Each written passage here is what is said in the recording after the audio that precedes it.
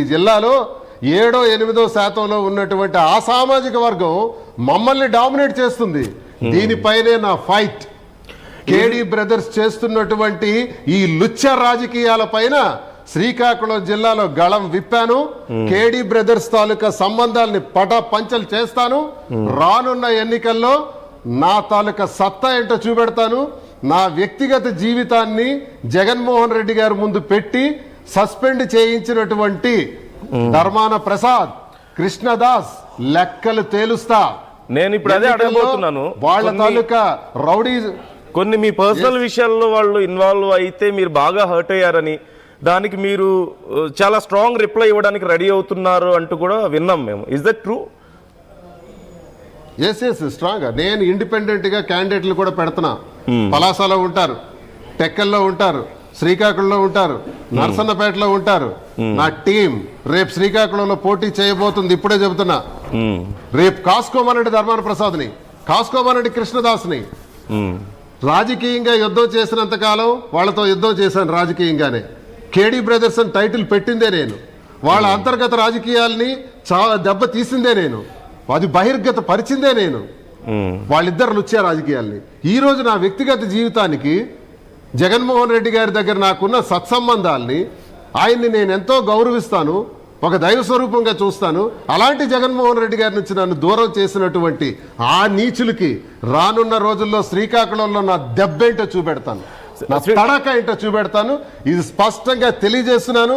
దువ్వాడ శ్రీనివాస్కి ఏమీ లేదు, Duvvada శ్రీనివాస్కి vote bank లేదు, దువ్వాడ శ్రీనివాస్ని అందరూ అసహించుకుంటున్నారు అని చెప్పాడు కదా ధర్మాన ప్రసాద్ కృష్ణదాస్. కాసుకో, రానున్న ఎన్నికల్లో నన్ను కాసుకోండి.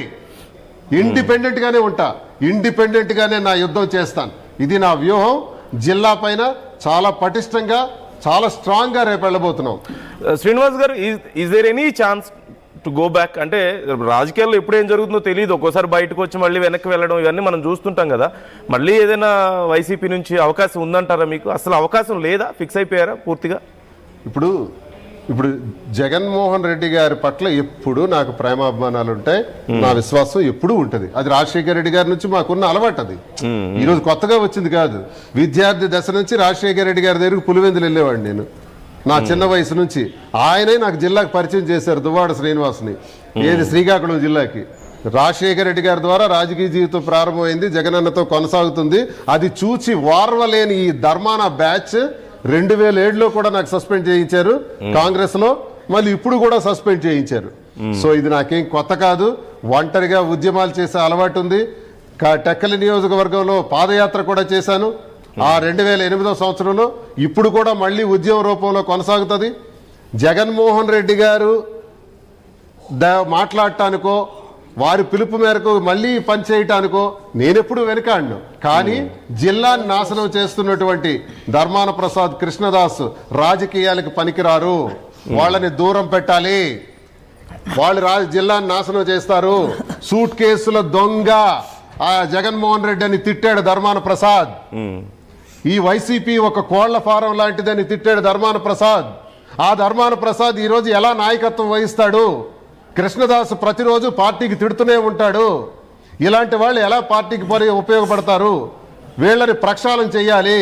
తమ్మినేని సీతారాంకి ఎందుకు మాజీ స్పీకర్ తమ్మినేని సీతారాంని ఒక కుల వివక్షతతో, కళింగ కులానికి చెందినవాడు అన్నటువంటి వ్యక్తి ఒక భావంతో ఆయన్ని రోజు టికెట్ లేకుండా చేశారు.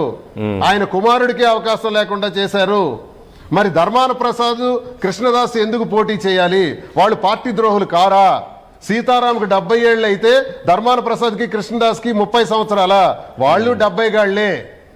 మరి సీతారాం కొడుక్కి అర్హత లేనప్పుడు ధర్మాన ప్రసాద్, కృష్ణదాస్ కొడుకులకి ఎలా అర్హత ఉంటుంది? ఇవన్నీ నా యుద్ధం, ఇవన్నీ నా ప్రశ్నలు. కాబట్టి ప్రక్షాళన చేయాలి. వైసీపీకి ప్రజల్లో చాలా గౌరవం ఉంది, అభిమానం ఉంది. జగనన్న మళ్ళీ అడుగు పెడితే ఆయనే ముఖ్యమంత్రి అవుతారు. కానీ ఈ ప్రక్షాళన చేయకపోతే నష్టం జరుగుతుంది జగనన్నకి. కాబట్టి ఇండిపెండెంట్ గానైనా సరే ఇది నేను ప్రక్షాళన చేస్తాను. నేను దీనికి చరమగీతం పాడతాను. కేడీ బ్రదర్స్ అండర్స్టాండింగ్ కి నేను చరమగీతం పాడతాను శ్రీకాకుళం జిల్లాలో. ఇది మీరు రేపు చూడబోతారు. తప్పకుండా అంటే ఈ విషయాల గురించి మనం మరింత క్లియర్గా మరొకసారి మాట్లాడదాం శ్రీనివాస్ గారు, ఖచ్చితంగా వి విల్ డిస్కస్ ఈ విషయాల గురించి yes, తప్పకుండా yes. మరిన్ని. అండ్ మాధురి గారు, చివరిగా ఒక ప్రశ్న.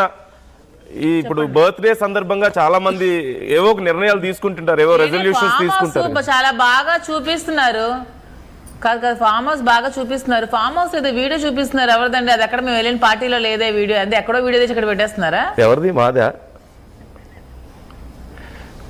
మీదే. మాదేనా? ఆ ఫామ్ హౌస్ దే పెండెంట్ మేము చూపిస్తుంది అక్కడ. మీదే పెండెంట్ లో డాన్స్ లేసి ఒక వీడియో పెట్టారే, డీజే పెట్టారు. నేను ఎక్కడ పార్టీలు డీజే డాన్స్లు చూడలేదు. మీకు ఎక్కడి నుంచి వచ్చేయండి ఆ ఫుటేజ్? అంటే ఎవరిదో వీడియో తెచ్చి ఇంకోటి పెట్టేస్తారు, అంతేనా? పెండెంట్ ఫామ్ హౌస్ విజువల్స్ ఏనండి మేము చూపిస్తున్నాం. అంటే మేబీ పార్టీని చూపిస్తూ మేము కొన్ని విజువల్స్ వేసుంటాం, కానీ ఫామ్ హౌస్ అయితే పెండెంట్ మేము చూపిస్తున్నాం. సరే, వాళ్ళకి బ్రాండింగ్ ఇస్తున్నాం. కాదు, నేను వెళ్ళిన పార్టీ అది లేదు, అది లేదు. ఆ విజువల్స్ మాకు ఫైల్ విజువల్స్ అంటారు. న్యూస్ లో ఏంటంటే మాకు ఇట్స్ వెరీ కామన్. అంటే ఆ మూడ్ ని మేము చూపించడం కోసం కొన్ని చూపిస్తుంటాం. ఏమనుకుంటారు, అది వెళ్ళిన పార్టీ అనుకుంటారు కదా. లేదు, సరే ఆ విషయం కూడా ఇప్పుడు క్లారిటీ ఇస్తున్నాం కదా. మనం చాలా బ్రాండింగ్ ఇస్తున్నాం మాధురి గారు.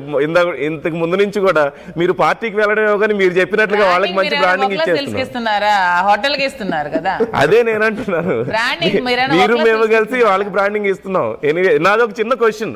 సహజంగా బర్త్డే రోజుల్లో ఏవో ఒక రెజల్యూషన్స్ తీసుకుంటూ ఉంటారు కదా, పెద్ద పెద్ద నిర్ణయాలు ఏవో ఒకటి తీసుకుంటారు. ఇస్ దేర్ ఎనీథింగ్, మీరు కూడా అలా ఏమన్నా రెజల్యూషన్స్ ఉన్నాయా నెక్స్ట్ ఇయర్ కల్లా ఇది అచీవ్ చేయాలి అని? బర్త్డే రోజు రిజల్యూషన్ తీసుకున్నాను, ఏ పార్టీకి వెళ్ళినా మీడియా వాళ్ళు తీసుకుని వెళ్దామని డిసైడ్ అయ్యా.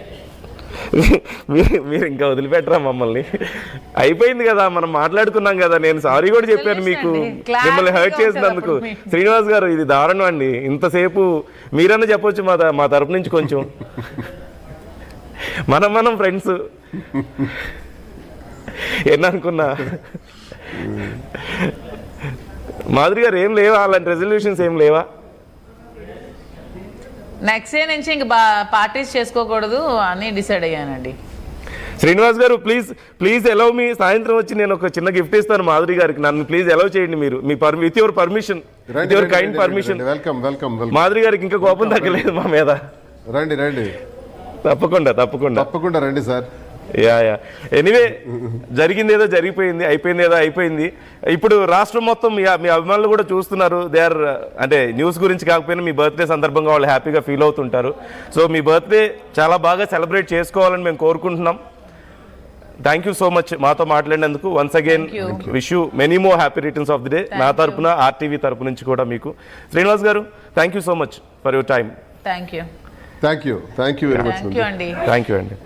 సో చూస్తున్నాం కదా, అక్కడ మాధురి గారి బర్త్డే పార్టీ కాదు జరిగింది, వాళ్ళ ఫ్రెండ్ పార్థసారథి అనే వ్యక్తి పార్టీ ఇచ్చారట. కేవలం ఒక బిజినెస్ మీటింగ్ కోసం అక్కడికి వెళ్ళారు. వెళ్ళిన తర్వాత అక్కడికి పోలీసులు వచ్చారు. శ్రీనివాస్ గారిని చూసి షాక్ అయ్యారట. మీరేంటి ఇక్కడ ఉన్నారు అని అడిగారు. ఏదో జస్ట్ క్యాజువల్ మీటింగ్ కోసం వచ్చాం మేము అని చెప్పారట. అక్కడి నుంచి ఆ తర్వాత శ్రీనివాస్ గారు వెళ్ళిపోయారు, అక్కడి నుంచి మాధురి గారు వెళ్ళిపోయారు. సో అంతే తప్ప ఇంక వేరే ఏం లేదు అక్కడ. సో మాధురి గారు, శ్రీనివాస్ గారే క్లారిటీ ఇచ్చారు. వన్స్ అగైన్ RTV తరపు నుంచి మాధురి గారిని విష్ చేస్తున్నాం, హ్యాపీ బర్త్డే విష్ చేస్తున్నాం. బాగా సెలబ్రేట్ చేసుకోవాలని మేము కోరుకుంటున్నాం. Thank you so much.